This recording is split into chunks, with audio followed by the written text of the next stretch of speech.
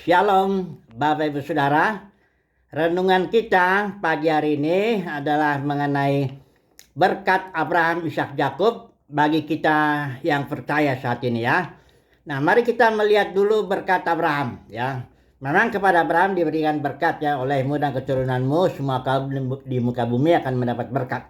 Tapi secara khusus apa berkat Abraham bagi kita yang percaya saat ini? Mari kita baca Galatia 3 ayat 14. Yesus Kristus telah membuat ini supaya di dalam Dia berkat Abraham sampai kepada bangsa-bangsa lain, sehingga oleh iman kita menerima roh. Inilah berkat Abraham itu, yaitu roh Kudus yang telah dijanjikan itu. Berkat Abraham bagi kita yang percaya adalah Roh Kudus ya. Roh Kudus inilah yang kita terima ketika kita percaya lahir baru ya. Dan Roh Kudus inilah yang memungkinkan kita untuk beribadah, mengikut Tuhan Yesus kemana saja dia pergi. Paulus menyebut dirinya tawanan roh, sebab dia itu diikat oleh Roh Kudus ya. Dari kota ke kota dia tidak tahu apa yang akan terjadi, tapi dia percaya bahwa itulah dia ibadah dalam roh dan kebenaran, itulah dia yang berkenan kepada Tuhan, itulah maknanya mengikut Tuhan Yesus itu. Bukan mengikuti dunia kekristenan dalam arti ritual-ritualnya, liturginya, aturan-aturan agamawinya, ya ibadah bentuk itu saya bersebutnya namanya, ibadah yang atau beragama yang kelihatan secara jasmani. Ya ketahuan ya, oh dia kelihatannya beribadah. Enggak gitu. Yesus tidak pernah mengajari ibadah bentuk model begitu. Rasul-rasul juga tidak pernah begitu. Ibadahnya Yesus itu dengan murid-muridnya dia makan, minum, tidur bersama dari kota ke kota berjalan. Kadang Yesus khotbah di bukit, kadang khotbah di laut, kadang khotbah di sinagoga. Pokoknya hidup begitu. Paulus pun begitu, rasul-rasul begitu. Gereja mula-mula pun bergerak dengan alamiah ya, tuh menginjil, berdoa, apa semua tidak ada yang diatur-atur. Karena semuanya diatur Roh Kudus. Ya, itulah dia ibadah, itulah berkat Abraham bagi kita. Kita bebas, merdeka mengikuti pimpinan Roh Kudus, mengalir bersama dengan Roh Kudus, tidak diperbudak oleh aturan-aturan agamawi, harus beri persepuluhan, harus datang hari Minggu, harus begini, masuk dalam perbudakan lagi itu. Enggak, itu berarti nggak ngerti berkat Abraham itu kalau orang Kristen masih beribadah seperti begitu. Tapi kalau kita yang percaya beribadah dalam roh dan kebenaran, mengikuti pimpinan Roh Kudus kemana saja dia pergi. Itu satu ya berkat Abraham. Kedua berkat Ishak kita lihat. Berkat Ishak ini agak samar-samar ya. Karena Ishak ini seorang yang jadi berkati. Seluruh berkat Abraham itu turun ke atas dia itu semuanya. Milik Abraham semua jadi milik dia. Ishak itu sangat kaya, tambah kaya dan menjadi sangat kaya sekali lah. Tapi pandangan rohaninya itu karena dia nggak dibentuk, nggak diproses ya. Ya beda nanti dengan Yakub kita lihat ya.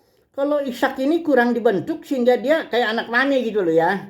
Ada gampang aja, hidupnya itu aman ya. Mau cari istri juga didatangkan Ribka. Ya pokoknya hidupnya aman-aman aja lah. Anak mami lah ya. Akhirnya berkatnya ya itu bisa ketipu loh. Dia aturannya dia mau ngasih berkat itu kepada si Esau, anak sulungnya. Berkat kesulungan, ditipu lah sama si Yakub ya. Saya tahu ceritanya itu ya.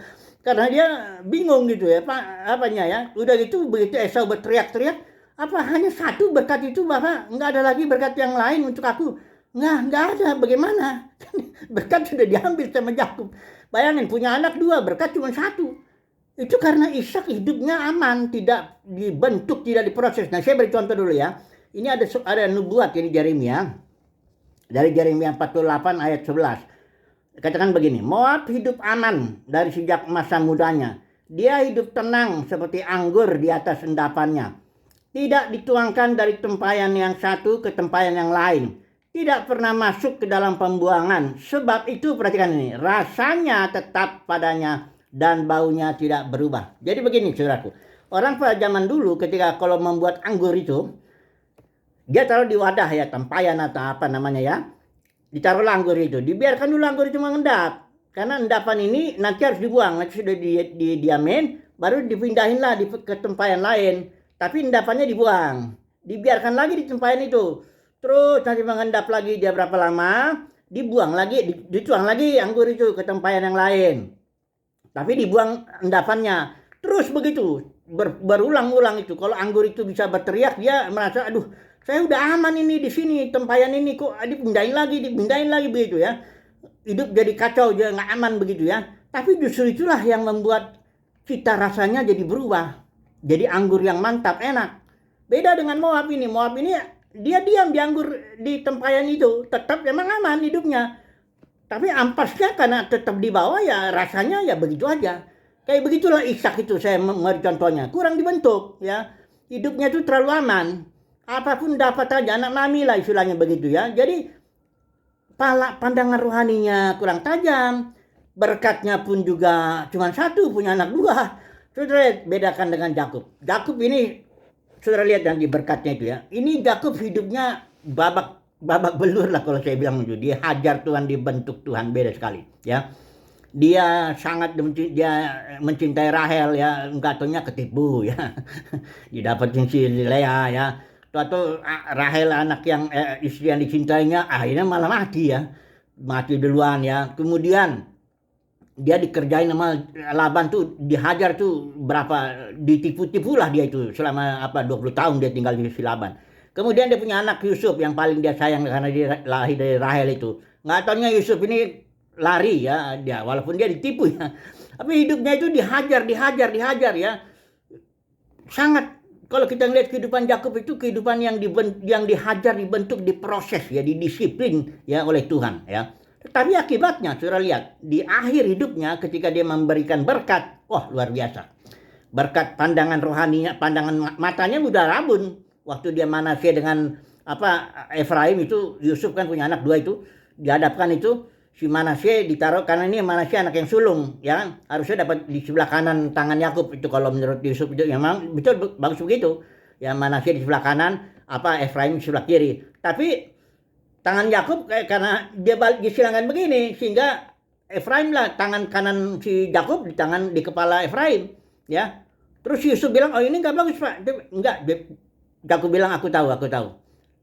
Efraim tetap lebih besar adiknya ini daripada si Manasye. Dan memang benar kalau kita lihat ceritanya. Si Joshua pemimpin dari Efraim, bahkan ketika Salomo jatuh dalam penyembahan berhala itu ada si orang yang yang hampir menjadi raja itu, siapa itu namanya itu, yang dari suku Efraim itu juga baik suci kemah itu di Shilo itu juga daerah Efraim ya. Jadi Efraim memang lebih besar daripada Manasye karena berkat Yakub itu luar biasa walaupun dia udah buta ya. Nah, bukan udah rabun matanya. Nah, sekarang kita lihat lagi nih berkat yang ini untuk anak-anak dan Yakub nih di Kejadian pasal 49. Ini ada 12 anak Yakub ya. Semua berkatnya terbukti tepat ya. Kita akan bicara satu berkatnya ya, yang di ayat 10 yaitu tongkat kerajaan itu ya. Dikatakan begini ya, berkat Yakub untuk anaknya ini. Tongkat kerajaan tidak akan beranjak dari Yehuda. Jadi walaupun Yusuf Efraim itu diberkati dengan lebih tapi kerajaan itu, berkat kerajaan yang akan kita bicarakan nanti ini. Tongkat kerajaan tidak akan beranjak dari Yehuda ataupun lambang pemerintahan dari antara kakinya sampai dia datang yang berhak atasnya. Banyak orang percaya ini adalah Mesias ya. Maka kepalanya akan takluk bangsa-bangsa.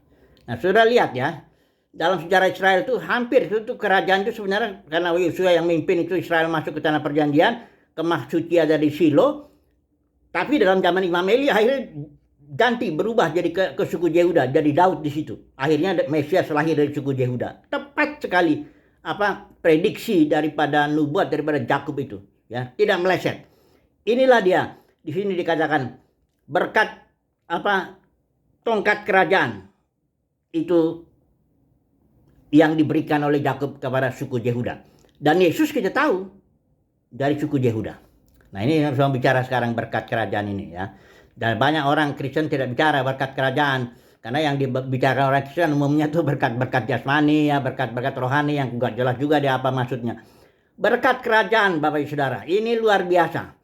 Dan setelah zaman ini selesai, kita tahu Tuhan Yesus akan menegakkan kerajaannya di bumi yang kita injak ini ya.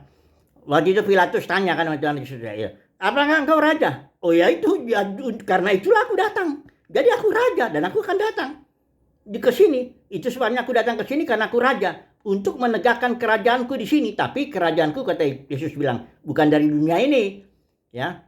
Kerajaanku dari dimensi surgawi, kerajaan surga, ya. Tapi akan turun tegak di sini. Itu sebabnya Yesus ajarin sama murid-muridnya, doakan ya, datang kerajaanmu, ya. Maksudnya datang dari dimensi surgawi, turun ke dimensi bumi yang kita injak ini, ya. Nah, kedatangan anak manusia itu seperti katanya zaman Nuh, ya. Zaman Nuh itu kan tahu saudaraku ya, air bah itu mengangkat siapa? Yang diangkat oleh air bah itu siapa? Orang-orang jahat dong. Jadi kalau orang Kristen yang ingin raptor mau diangkat-angkat itu termasuk yang keluar itu orang jahatnya itu loh. Hati-hati saudaraku. Jangan berharap yang enggak. Karena Tuhan Yesus mau membuang itu yang jahat-jahat tuh. Karena bumi ini warisan kita ini. Berbagai kata Yesus, orang yang lemah lembut, mereka akan memiliki bumi. Ya. Nah kita akan menerima berkat kerajaan itu di muka bumi ini setelah zaman ini dengan berkat kerajaan itu. Tuhan Yesus akan menegakkan kerajaannya di bumi ini bersama dengan kita yang percaya. Yang dibentuk juga seperti Yakub, ya. Dan bukan hidup-hidup aman, ya, kayak Moab, nggak bisa. Karena kita akan dibentuk diproses menjadi raja-raja dan imam-imam aturan Melkisedek, bukan anak bayi-bayi rohani. Bayi-bayi rohani itu belum bisa. Suruh memerintah gimana sih? Orang dunia kekristenan biarkan orang sekali percaya selamat masuk surga, nun jauh di sana. Ya terserahlah itu surga nun jauh di sana. Tapi kita ini bumi, kita memerintah sebagai raja-raja dan imam-imam aturan Melkisedek. Itu bukan bayi rohani. Kalau bayi rohani mah belum bisa lah, itu belum waktunya lah untuk dia memerintah lah, ya. Dia masih harus dibentuk, diproses dulu, ya. Seperti Yakub diproses, dibentuk supaya dewasa dulu, ya. Jadi kita semoga saudara dan saya mendapat kasih karunia nih untuk diproses seperti Yakub. Dibentuk, ya, dihajar seperti anggur, ya, dipindahin dari tempat ini, dipindahin dari berbahagialah kalau hidup kita susah dalam mengikuti Tuhan, berbahagia itu, ya. Jangan saudara pikir kalau orang yang hidup aman tuh diberkati. Enggak, menurut saya yang paling diberkati itu yang paling dihajar. Saudara baca tuh Ibrani pasal 12, ya. Berbagai orang yang dihajar, memang penghajaran itu enggak mendatangkan duka cita, enggak mendatangkan sukacita, tapi akhirnya dia mendatangkan damai, ya. Itulah tanda anak kita dikasihi oleh Bapa di sorga. Karena kalau kita dibiarin aja hidup aman, itu ya kurang dikasih lah, ya. Kalau begitu, ya. Jadi semoga saudara dan saya mendapat berkat kerajaan ini loh.